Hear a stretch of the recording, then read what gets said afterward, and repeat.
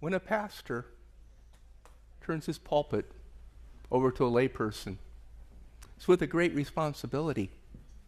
I consider it a sacred responsibility because I'm an ex-felon, and yet Doug gave me his pulpit today. I want to talk to you about hope that never surrenders. I want to talk to you about Jesus Christ and the love of God and the work of the Holy Spirit. To do that, I have to share a little bit about who I am and why I do this. I grew up in Southern California in a broken family. My father abused his kids. He used to beat my brother and I about every other night. I wanted to be a good kid, but when my mom divorced my dad, that was the best moment in my life. I wanted a dad. You know who I wanted to be my dad? I wanted Ronald Reagan. I'm going to be 70 this year, so we're going back a ways, but he had a program called 20 Mule Team Borax with, in the desert. And the advice he gave, I thought, why couldn't I have a father like that? But I graduated from high school. My parents didn't really care about my brother and I, so when I graduated from high school, I graduated at the very top of the lower third of the class, okay? And when I got out of high school, I immediately went in the Navy. I joined the Navy because I wanted to be a diver for Jacques Cousteau. That was my big dream. My mom said that would never happen because I'm an American and I don't speak French and I have ADHD, DE, hypertension deficit disorder deluxe edition. And if anybody else has that, it's not a disorder, it's a gift because you're never bored. But anyway, I joined the Navy. I became a Navy bomb disposal frogman. I worked with the Secret Service protecting foreign heads of state. I worked at the CIA. I did 4 tours to Vietnam, never hurt anybody, never got hurt. I participated in military operations, top secret operations, and I loved it. And I threw it all away. See, I was learning to surf, and I had friends who were using marijuana. And when they weren't in the water surfing, they were using the marijuana on the beach, and my friends were using a drug. What did I start doing? Using a drug. In fact, one of them wanted me to help him sell it, and I said, no, Leroy, I don't want to be a drug dealer like you. He got really mad at me. He said, Steve, I'm not a drug dealer. A drug dealer is somebody out on the street selling drugs to strangers. He says, I don't do that. I only sell marijuana and just to my friends. What I'm doing is I'm helping my friends. When somebody's going to lie, who do they have to lie to first? They have to lie to themselves. Let's go a little bit deeper. They have to justify the telling of the lie to themselves. They have to justify it, and as they lie, it becomes a part of their life. I started to help him. I got caught with 2 ounces of marijuana, and it ended a 14-year naval career that I loved. It was my fault. It was gone. What it led to was far worse. Rather than tell you, I have a short video. This is by NBC News, and it tells my story faster than I could ever share it with you. So please, if you're ready, hit play.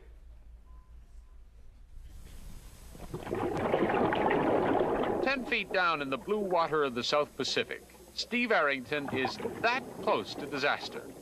And he's as happy as a man can be. Eye to eye with a great white shark, he's a man redeemed. I'm a very lucky person. What I've been through, I've experienced something that a lot of people don't get the chance to do. And because I've seen the shadowed side of the world, it makes me appreciate the light that's out there. Once upon a time, Steve Arrington was a young Navy golden boy, a frogman, a bomb disposal expert, officer material. Then one day he was caught selling marijuana, and he was out of the Navy and on the beach, and fell into the drug business. Was drawn like a fly to the web, found himself running cocaine for the Medellin cartel. He was faced with a choice: drive the car with the coke inside, or die. And so began his brief brush with notoriety, as a footnote in a worldwide publicity frenzy. The conspiracy was allegedly hatched between the auto tycoon and 2 other men. Arrington was arrested in Los Angeles by agents closing in on the John DeLorean case. A man leaped out of the darkness as he opens the door, and he jams a .38 special alongside my head, and he told me, move and die. And I thought it was a ripoff, and I thought I was about to die. And the next words that he said were the greatest words I've ever heard in my life. He said, DEA, federal agent, you're under arrest. Suddenly, I felt a burden had been lifted from my shoulders. I wasn't arrested. I was saved. He was sentenced to 5 years in a federal penitentiary. Arrington's life had hit bottom. You live in a cell like this. The cell is from here to here. You can stretch your arms out and touch both walls. I knew that I had to live with this, and I had a goal. I wanted to do things like this. But inside, he made himself a promise that no kid would ever come to a place like this if Arrington could prevent it. And now, with missionary zeal, he talks to students, scouts, anybody who will listen about the ugly world on the wrong side of the law. Prison is about fear. Everybody's afraid. The really big, gnarly, bad-looking dude, he's afraid. And people get murdered. Men get raped by men. You know, they don't need a reason for somebody to kill you in prison. Somebody can have you killed for 2 cartons of cigarettes in prison. 2 cartons of cigarettes. Value of somebody's life in prison. Do they listen? Yes, enthralled. Was it easy starting it over? Okay, was it easy starting my life over?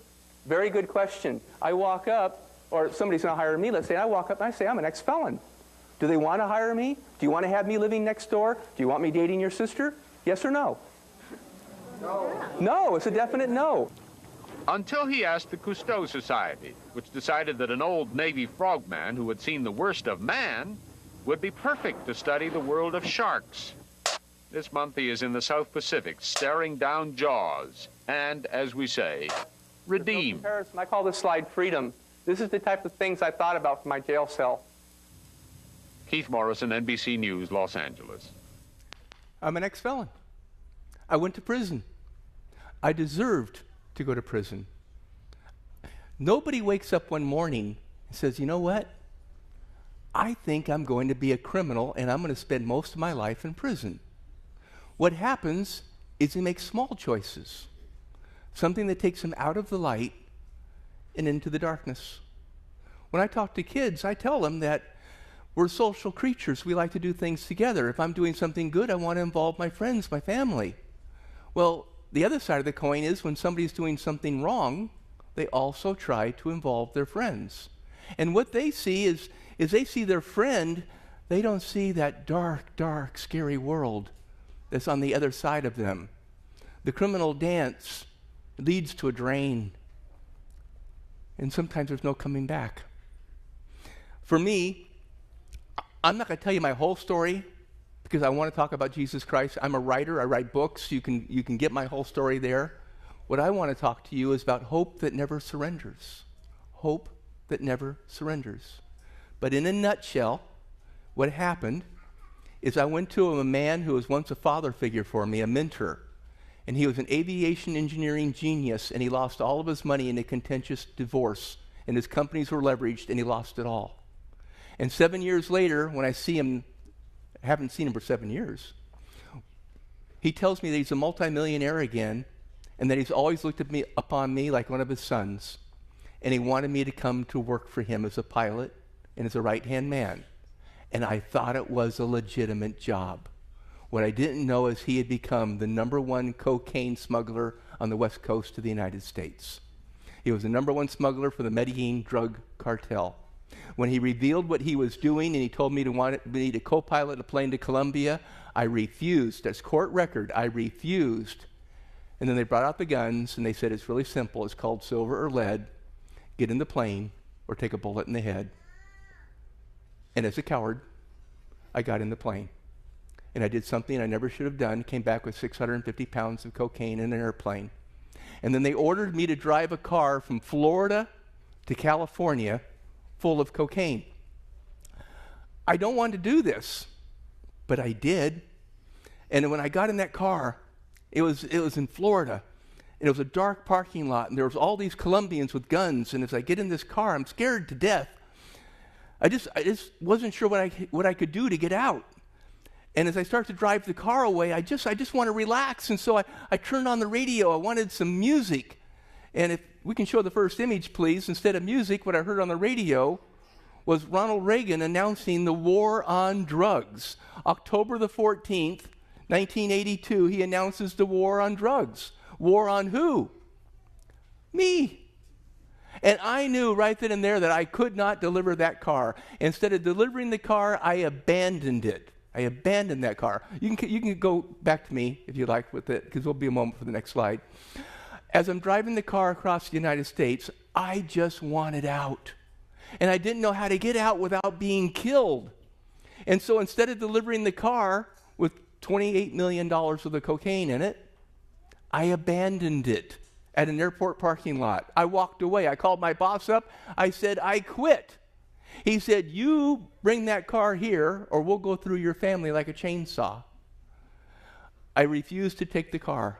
I went to where he was at, to the Marriott Hotel on Century Boulevard by LAX, and I walked into the lobby. When he came down, he said, where's the car? And I said, I'll give you the keys, but I'm walking away. And he goes, no, you're not.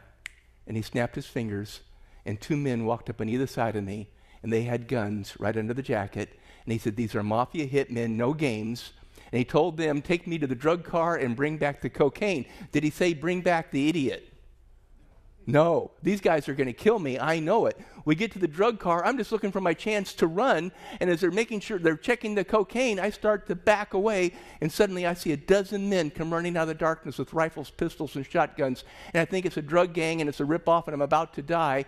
And one of them jams a pistol alongside my head and yells, move and die. Another one jams a shotgun against my chest. He says, put your hands up. What do? Move and die. Put your hands up. What do? I put my hands halfway up on the steering wheel. They were shaking. And then the guy with the handgun yelled the greatest words he could have yelled. He yelled, federal agents, dirtbag, you're under arrest. What went through my heart and soul was incredible relief. I wasn't arrested. I was saved from a life that was out of control. Where am I going? I'm going to prison. Okay, back to the PowerPoint, please. I have the cover of the Los Angeles Times the day after I was arrested. And it shows on the front page, John DeLorean, my new co-defendant. I went from 2 ounces of marijuana that ruined a naval career to 650 pounds of cocaine, to driving a car with $28 million worth of cocaine in it, to becoming a co-defendant of what has been called the drug trial of the century. Wow. When I mess up, I don't play games, okay? I did not expect this. I had no idea. Look who's on the front cover. Who did I want to be associated with, DeLorean or Ronald Reagan? See, Ronald Reagan has his arms open. See that? This is the newspaper from the next day. There I am with Morgan Hetrick, the man I worked for. I'm going to tell my story quickly, if you don't mind. Well, I'll slow it down for one part. I became the inmate orderly. I cleaned the cell block. And a few months after I was arrested, there was a fight over television. And a young man who changed the channel on an older man, he had his back to him. The older man, there was a mop bucket with a ringer. And the older man pulled the ringer out, and he ran it behind the kid, and he swung it, and he hit him in the back of the head and fractured his skull. And blood went everywhere. And then they brought me out. They locked down the cell block to clean up the blood. And it was a lot of blood. And our prison was built before World War II, so it was an old prison. And as I wheeled this mop bucket full of water and blood, but it looked like all blood to me, back to the mop bucket room, deep sink room, I opened it, little room, yellow, dirty light, moldy, crusty, cracked, stained sink. And I take this beautiful red blood, and I pour it down the drain, and I saw hair in the drain. And I realized right there that I was going to die in prison. Because you see, they had told me I was facing 144 years to life because it was ongoing criminal enterprise with the RICO Act, and that I was going to be in prison for the rest of my life if I did not cooperate. I went back to my cell, and I got on my bunk, and I remembered something. As kids, we went to church a few times, just a few times. We went on Christmas and Easter, every Christmas and Easter for 2 years straight. Every Christmas, every Easter, 2 years straight. That was my Christian experience as a kid.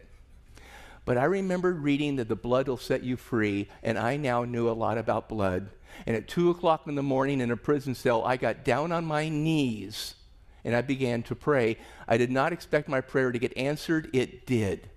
Here's what I prayed. Father, I am so sorry I have thrown my life away. Society has locked me up. Friends have turned their backs on me. But what about you, Father? Are you there for a sinner like me, a felon in a prison cell?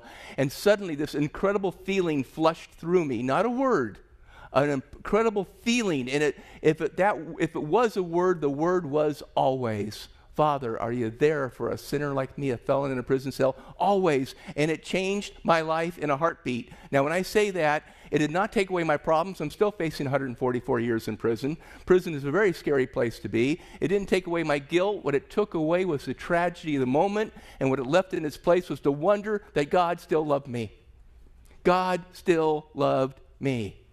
And my life was forever changed. It was 10 months before I could go before the judge and plead guilty, because I was planning on pleading guilty all along. I refused to testify against anybody but myself. I testified against me. And when I went before the judge, I had met with a probation officer, and she asked me, I told her that I was guilty, I deserved this, but I'm a Christian now, and whatever's coming at me, I have hope that can never surrender, so I can handle it. But she says, how much time do you think you should get? And I said, 5 years. And she said, what? I said, 5 years. She said, well, that's a serious sentence. And I said, well, look, I deserve to be punished. I did it. No excuses. I did it. I deserve to be punished. And 5 years is plenty of time to punish me, but it's not enough time to change who I am. And it won't take my hope away. So I'm hoping for 5 years. And then I went before the judge, and people had written letters. The prosecutor did his arguments. The defense did their arguments. And I got up before the judge, and I told him something. It's all documented. That I'm sorry, I shouldn't have done it, but I did. And that I want to do nothing but good for the rest of my life. And after you sentence me, when I get out of prison, I want to talk to young people about choices. That's what I want to do. And the judge sentenced me for I had 2 counts against me at that point. For the first count, he gave me 5 years. For the second count, he gave me 5 years. And he paused. And he said, your sentence will run concurrently. It means I got my 5 years. Do you understand? I can do this because it's what I asked for. It's what I asked for. I was a Christian at this point in time. And I will admit that I did do a prayer or two asking God to let me out of prison. But then I had my Bible open. I just sat down and I just opened it, and I'm thinking about that. I would really love to be let out of prison. And I was in Romans 5, 3-5, and it talks right there about tribulation leading to building of character, and it leads to hope because it brings us closer to God. Where we learn about life is not on the mountaintops, but in the valleys of depression. And so I decided to be an honor inmate, the best inmate they ever had. Within 2 months of my being released in the general population, I was in the honor dorm. Within 2 months. Nobody heard of that before. It was amazing. I always wanted to be a good guy. I decided in prison, the Department of Corrections, that's what I need. I'm going to partner with the Department of Corrections to become a better person. And then they sent me early to an honor camp. And when I got to the honor camp, I went to an honor camp in the desert, in the Mojave Desert. And this prison camp had a fire crew. And I really wanted to be an inmate fireman. And I told my counselor that I'd like to be on the fire crew because I want to do nothing but good. And wouldn't that be a nice thing to do good as an inmate fireman? And he said, no. To be on the fire crew, you have to be in the honor dorm. That means you have to be here for 18 months to prove who you are. And only then can you join the fire crew, because the fire crew is a fire truck. In fact, they have a couple fire trucks, and they get to leave the prison. So you cannot be an inmate fireman. You are a plumber. I didn't give up. I prayed. And then I went to see the safety officer. And please, if you're looking for work, listen to what I'm saying. I went to the safety officer and I said, sir, I deserve to be here. I did it. I'm trying to change who I am. For the rest of my life, I'm going to be a Christian. I'm going to serve God. And I'm only going to do good work as best I can. And I want to be an inmate fireman more than anything. I'll be the best inmate fireman you ever had. When I was in the Navy, I was the chief of Explosive Ordnance Disposal, Mobile Unit 1, Team 11. I was in charge of a bomb disposal team. I drove a fire truck, I drove a bomb disposal truck, red light and siren to stop bombs from blowing up. I'm committed. I'm motivated. I'll be the first one here every day. I'll be the last one to leave. I will always arrive with a smile on my face. I will polish the truck. I'll polish the toilet. I'll fix the truck. I'll fix the toilet. I will get along with everybody, and during times of danger, I will be the first one in. And 1 week later, I was an inmate fireman. You know, I can't, go ahead and go to the slides, please. How many of you would like to drive a fire truck like that? We had a 1948 Mack. It didn't look as nice as that one did, but we had a 1948 Mack. And when I joined the fire crew, I was with them for 2 months. And then the chief engineer, he got released from prison. And as he walks, he shakes hands with each of the firemen. And then as he walks away, the 6 of his firemen are standing there. And the senior fireman, he picks up the chief engineer's helmet. He picks up the chief engineer's helmet. And he takes it, come back to me, okay, he takes the chief engineer's helmet, and he walks all the way down the line from the senior firefighters to the most junior firefighter, and he hangs this on my peg. The crew voted for who led them. And I became chief engineer of an inmate fire crew and left the prison 17 times, driving a fire truck, red light and siren, all the excitement of a prison escape, but we were about saving lives. Isn't this amazing? I want to show you a few more images about being an inmate firefighter. There's another shot of the truck. That's the engineer's station. That's where I would stand. And this is what most inmates know. This is what most inmates know. This is life in prison. God gave me an incredible gift. He clothed me with firefighter turnouts. When you see firefighters, what do you see? Give me a name for it. Begins with an H, ends with an O, has an E and an R in it. Heroes. I mean, firefighters are true heroes, emergency responders. And you never know what you're going to respond to. This is me in prison. I'm the one without the blurred face because my fire crew doesn't really want you to know who they were, okay? What an amazing thing to be an inmate fireman. The walk of courage, of going in when other people are running away, you're going in, and this is a famous firefighter because at 9/11 when people were dying and people were running, he was going in. You know, Jack, where are you at? Hello, Jack. Are you way back there? Okay. I need you to know how important this gift that God gave to me truly was. Imagine this. You leave the sanctuary. You're going to maybe have lunch here. Go ahead. You know how to do it. Figure it out. Or he hasn't done it yet, but he's about to learn how to do it. You get on your street, and as you pull up, the house next door is on fire. There's a fire going on. There is fire coming out the roof. There is smoke coming out the windows. The mother is in the front of the yard going, help, help. My children are in there. My babies are in there. Somebody help me. And if any of you go in there, if any of you try this, you will never get in there in time. Wait. Cool. Okay. And then suddenly, dress quick. We haven't run a time limit. Suddenly, the fire truck comes in. You hear the fire truck coming down the street. It stops, and the fire crew jumps down from the fire truck, and they start getting all the gear ready. And the chief engineer, does your mom dress you? Huh? Okay. Like this, under the arm. You're already standing tall. Doesn't he look good? Didn't he just change from the person you've always known? Okay. You just got out of a fire truck. There's a house right there. It's on fire. You are backed up by a crew who are completely motivated and trained, and there are little children. Hear them crying? There's little kids in there. And what do little kids do when they're in a fire? They cry. What else do they do? There's smoke. It's scary. They hide. Yeah, okay. They hide. They hide in the closet. They hide under the bed. It takes somebody who's willing to what? Will you risk your life to go in there? Yeah. Now, I'm not asking you lightly. If you wear this uniform as a firefighter, would you put your life on the line? Yeah. I love the spirit. Isn't it wonderful? Yeah. Okay. This is, yeah. Thank you.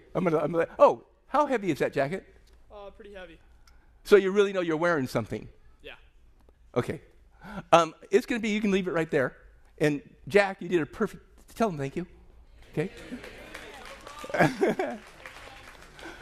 That jacket has weight. It is very heavy. After the service, pick it up, put it on. Feel what it's like. It has weight. You cannot put that jacket on and not become a person of meaning and purpose. You cannot put that jacket on unless you are willing to put your life on the line. I wanted to do good work. What better gift could God have given me in prison than to make me chief engineer of an inmate fire crew? What could he have done? And you never know what you're going to get as a firefighter. You never know what's going to happen. 6 miles from the prison camp, an Air Force plane crashed. We didn't know what we had. We just knew we had a plane on the ground, and it was being circled by other aircraft, an Air Force fighter. And I thought it was an Air Force B-52 bomber because I have to assume the worst case situation has got to be the B-52. I called San Bernardino Command, Inmate Agent 52 responding, down military aircraft, possibly a B-52. Need all the help you can get. It wasn't the B-52. It was the first stealth bomber, the first supersonic B-1A4 aircraft to crash. This is it. It was the most advanced aircraft in the American inventory, and it went down 6 miles from Boron Prison Camp in the open, rugged desert. And in this plane, the whole crew goes out in a capsule. The whole crew. You can come back to me now instead of the PowerPoint. The whole crew goes out in a capsule. And when I saw it, I didn't know it was that plane. All I know is I'm responding with a fire truck. I'm driving it off-road. A 1965 Ford fire truck. I'm driving it off-road. And finally, we get to the crash site, and I see the airplane burning here, and less than maybe 150 yards away, there's a capsule. And that's how I knew it was the B-1A, because that was the only aircraft where the whole crew went out in a capsule, and the door was closed. That meant they were in trouble, that they needed help. And I took our fire truck, and as I went alongside of it, 2 men jumped off the back, and then I put the fire truck into a slide to try to knock back the fire because the fire was coming for it. And then we just pushed the fire away from the capsule, and 2 helicopters landed as we got the doors open. We got 2 men out alive. One was already dead. The pilot was already dead. We got 2 men out alive. And then I saw a dozen helicopters. It was like an airhead in Vietnam, an airhead being an assault. And they came in 3 diamonds of 4 helicopters each, really low over the desert, rushing at us full speed. And they start to settle around us in dust clouds, and Air Force men jumping out with rifles. And this one gunny sergeant, he ran up to me, and I'm standing there with a helmet that says Chief on it. And he immediately deferred to me, and he goes, Chief, what do you want us to do? And I said, help me contain the fire. Get the shovels off the truck. We're not trying to put any fires out. We're just going to protect the capsule. And for 20 minutes, I was in charge of the top secret site for the crash of the B-1A bomber in May of 1984 as an inmate. An Air Force officer flew in, and he walked up to me, and he goes, where'd you guys come from? And I'm going, Boron Prison Camp. He says, you're inmates? You can't be here. This is a top secret site. I said, sir, if we weren't here, who would have saved your crew of your B-1A? He said, what makes you think it's the B-1A? I said, come on, I'm a pilot. That's a B-1A bomber. He said, that's top secret. You can't tell anybody. I just got done putting it out over the radio. They pulled me off the fire crew for that. Later on, they put me back on. But then I got out of prison. And I was scared to death because I wasn't sure what I was going to become. What was going to happen to me when I got out of prison? I'm not going to be a chief anymore, except for maybe at a 7-Eleven of a mop and a bucket. And so when I got out, I was told to go see my parole officer. And he said, Arrington, I want you to go apply for a job at the College of Oceaneering. I said, what? He said, the College of Oceaneering. He said, you know what that is? I go, yeah. You're like, yeah, I know, but do you think they'd hire me? He goes, no, but you can try. And so I went to the College of Oceaneering.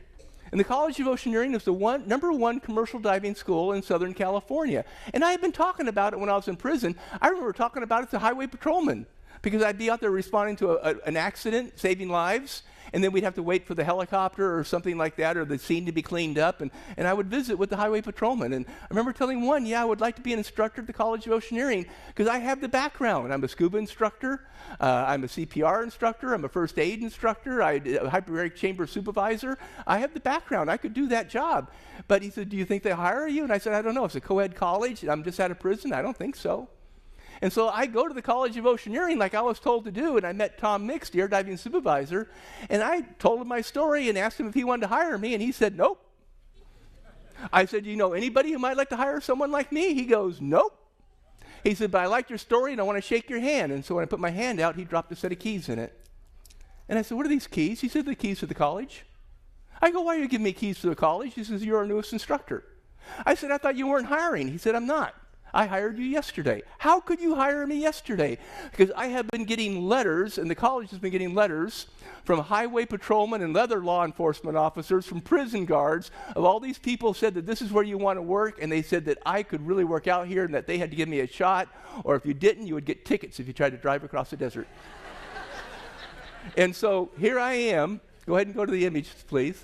Let me see which one's up there. Okay, so here I am, 3 days out of prison. Do I look like a scary criminal there? Do I look like a scary criminal now? I have always been me, and you will always be you.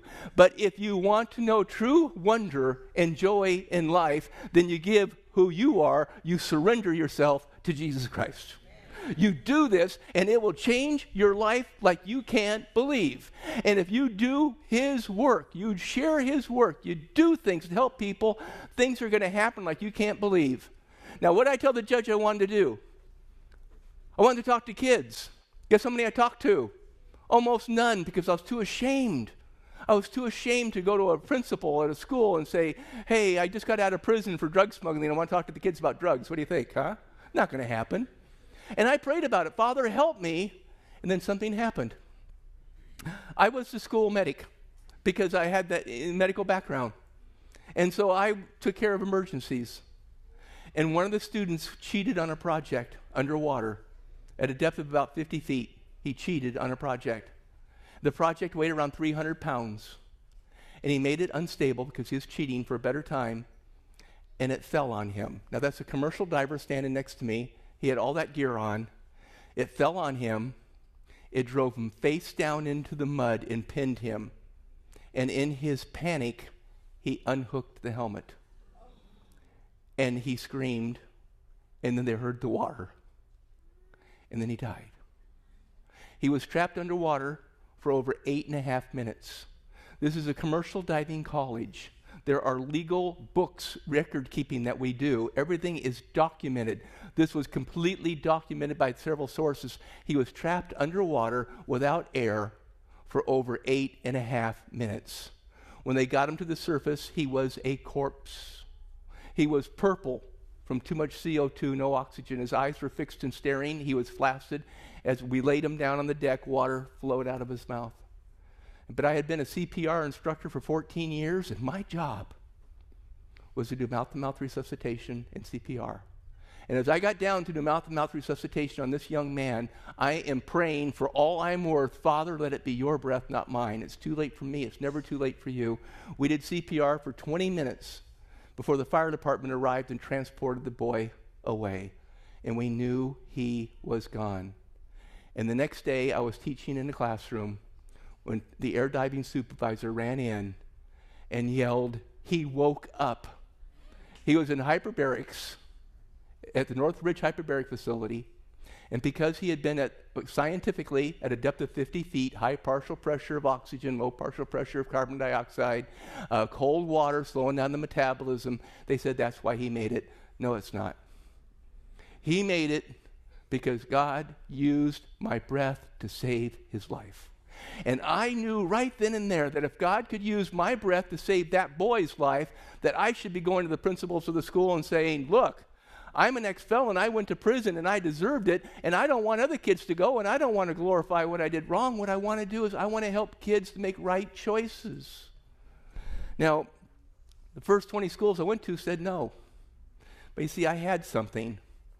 I had this document. is from the fire department. This is an award from Los Angeles Fire Department for my saving that boy's life. Now, I want you to see the tie-in. Do you see the tie-in? Firefighter in prison. Now firefighters give me an award. You know what? I still had a big issue. I had Ronald Reagan issues still. I mean, I really did. I mean, I saw him on the front page of the paper when I got arrested. I felt that I had failed this man. But, the Red Cross got really super excited. They gave me their highest award for life-saving. One of their instructors for over 14 years had saved the life of a kid. They wanted to make a big deal out of this, so they did. They gave me their highest award for life-saving, and it was signed by President Ronald Reagan. God knows what you need in life. He knows what's going to take you to the next step. He knows. He wants to help you to surrender, because that's what you have to do. You need to renew the Holy Spirit. You need to ask the in Spirit into you every single day, because we sin every single day. And so we got to keep on asking, and we got to keep on having him come in to us to change who we are and what we are. And so I started going to schools, talking to kids about how do you feel when you do something good. Let me ask you, how do you feel when you do something good? Feel good. How do you feel when you do something bad? Then why do we do the bad? Fiji water, really? Fiji? Huh? Thank you. If we know when we do things that are bad, we feel bad. When we do things that are good, we feel good. Why do we do the bad?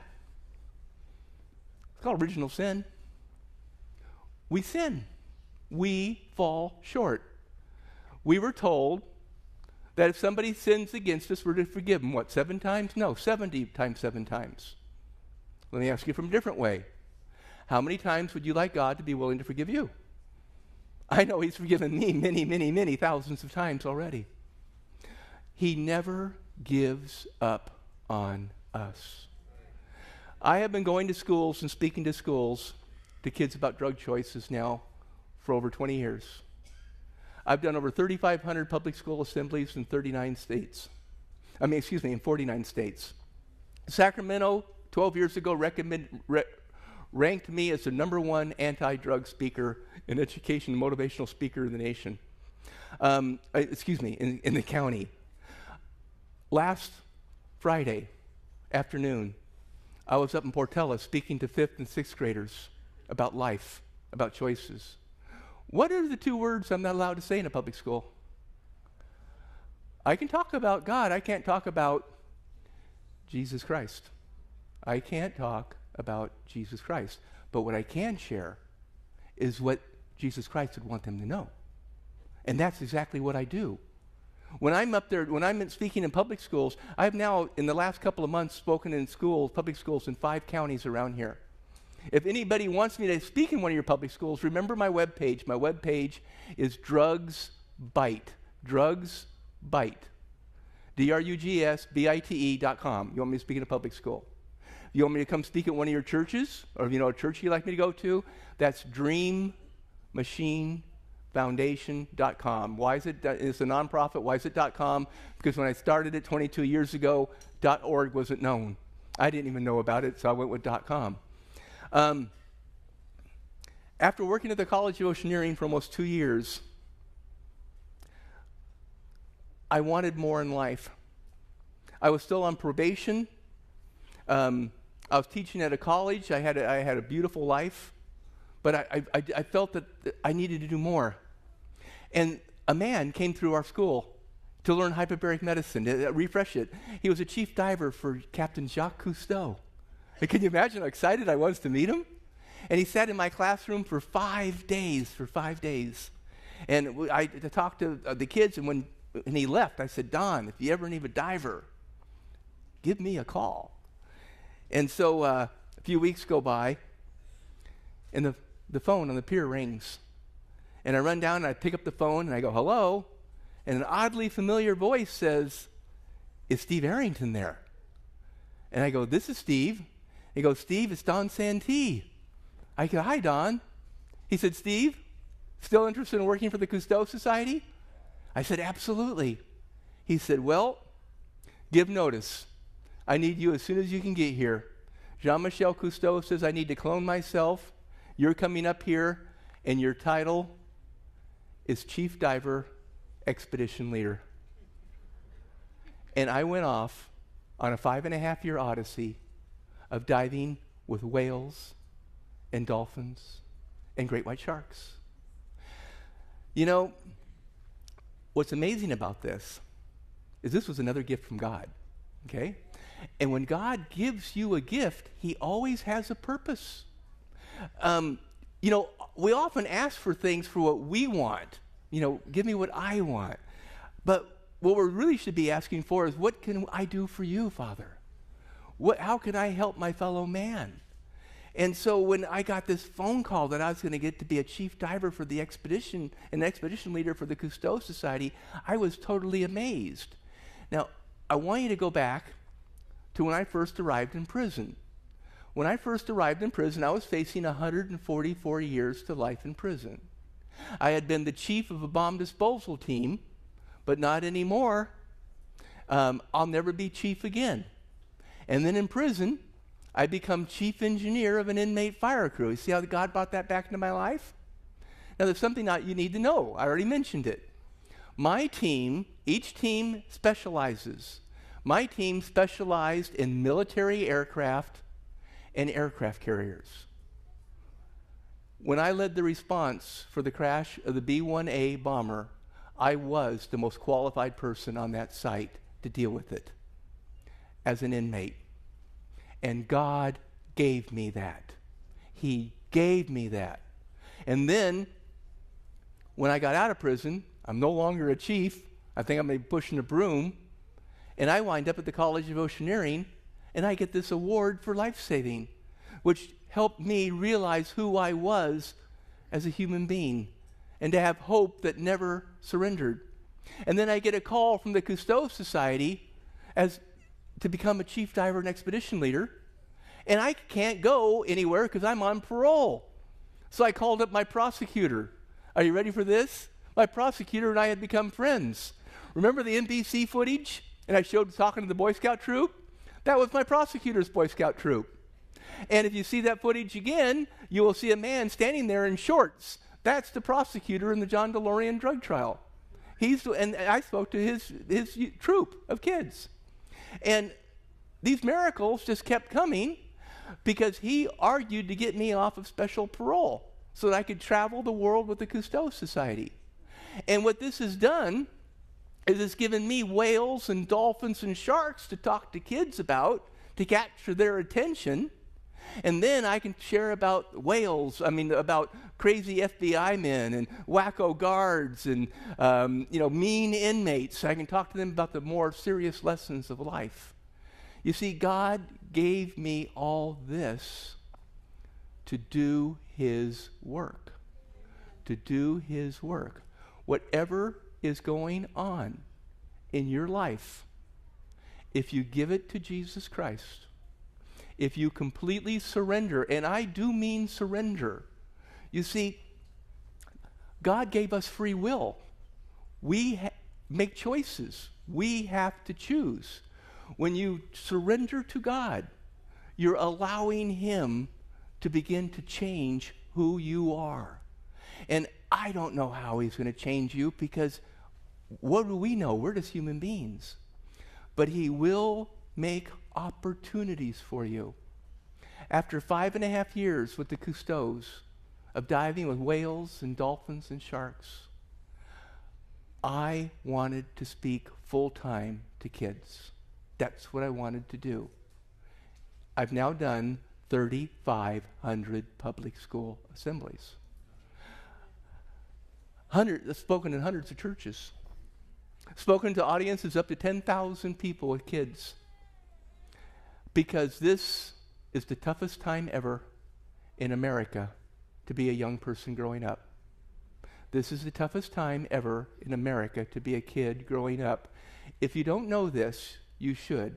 I'm going to share it with you right now. The number one killer in the United States for children 10 years old, to adults 45 years old, is unintentional death. Unintentional death. They used to call it death by accident, accidental death.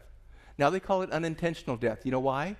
The number one cause of unintentional death, the number one cause of unintentional death is drug overdose for 10 years old to 35 to 45-year-olds. The number two cause of death in the United States for children 10 years old to young adults 35 is suicide. It's suicide. The number three cause of death for children 15 to young adults 25 is homicide. That's why I call it Battlefield America. We are fighting a war right here, and it's families on the front line, and there is a place for you in it to help. With the divorce rate, with families split up, with grandma and grandpa living in one state, aunts and uncles in another state, what kids need is love. They're always wondering, what is going to change it for kids? They spell love, they spell time, they spell love, T-I-M-E. Spend time with them.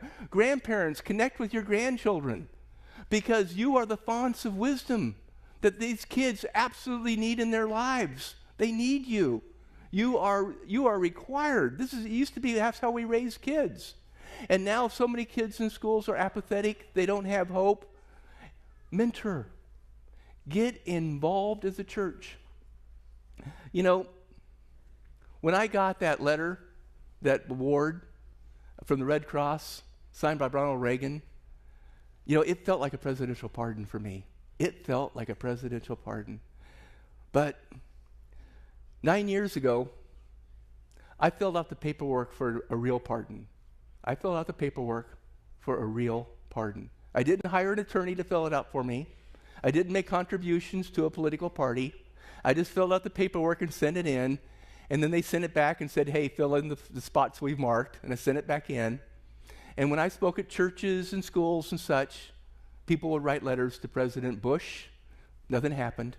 Then they wrote them to President Obama, and years go by and nothing happens. And then I found out that there was a secret memorandum that was leaked. And it was where President Obama had sent out a memorandum to the Department of Justice saying, I do not want any applications for a presidential pardon to cross my desk by anybody who was a serious drug felon. You know what the name of my case was? Because of John DeLorean? The drug trial of the century. I called up the prosecutor, and I said, what do you think the chances of me getting a pardon are? He says, none. He used other words, but he said none. And I talked to my judge, and I said, I was applying for a pardon. He says, let me be the number one person to recommend you. And he wrote a letter for me for a pardon. And time goes on, and time goes on, and then it's the last days in office. And I just think, I'm never going to get a presidential pardon. I've been pardoned by God, but I'll never be pardoned by my country. And you see, I'm a patriot. I wanted to serve my country. I volunteered during the Vietnam War. I did 4 tours in Vietnam. I'm a patriot. I always wanted to be a good person. 2 ounces of marijuana destroyed my life. Why can't I have my life back? Why can't I be a citizen like you? And then on January the 17th last year, my phone rang, and I picked it up, and it said Washington, D.C. on it. And I've been fooled before, because every time it's from Washington, D.C., it's a marketing call. But I picked it up, and I said, this is Steve Arrington. And it said, Stephen, my name is so-and-so, and I'm attorney at the Presidential Pardon Office. In fact, I've been the one who's been handling your case for 8 years. I know all about you. I need to tell you something. You can't talk about this. Don't let people know. But right now, President Obama is signing a full and unconditional pardon for you. And here it is on the screen. And this is the first time in a church I've ever been able to show this and not cry. Because the wounds go deep. And only God can reach down so far and make you right again. And then, on his last day in office, President Obama took the time to write me a letter congratulating me. That's his signature. I'm a person again. I'm a citizen of the United States. I can run for sheriff if I want to. I teased the sheriff. I said, do that. He goes, no, you're not. Has God done enough with me? No, because I'm still here. In Fiji, we have saved hundreds of lives. I don't know how many. Roger Lutz, our project manager, is sitting right there. I don't know how many lives we've saved. I really don't know how many people we have treated for free, medical and dental. I'm guessing around 35,000. Is that number is that somewhere? You would buy that, Roger, as our project manager? He's nodding. He doesn't always agree with me. It's rare. I want to do good with the rest of my life. I want you to do good with the rest of your life. In a moment, I'm going to close with prayer. Before I do, I need to say this, is our work in Fiji. I'm a faith ministry. I'm not here at any charge whatsoever. That's how I run my ministry. I'm going to be back tonight at 7 o'clock sharp. I once landed in the water 6 feet from a 17.5-foot long great white shark. That's me. Coming up in a moment in the world's first all-plastic shark cage. That's me. If you come back tonight, you will have a great time. I will talk about whales and dolphins and sharks. I will share about Fiji. If you've been wanting to bring a visitor to this church and have them come back and with a really positive feeling, let it be tonight at 7 o'clock sharp. I will be here, okay? But I get to take an offering tonight, but I'm not going to take one this morning. If you want to help the foundation in our work in Fiji, the round table on your way out, there'll be a basket there.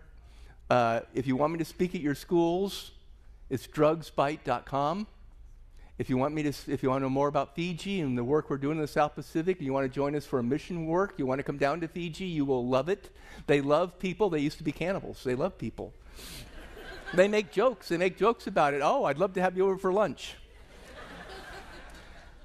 In all sincerity, God has blessed me more than I ever deserved. I have a wife and children. Life is wonderful. Join me in closing prayer.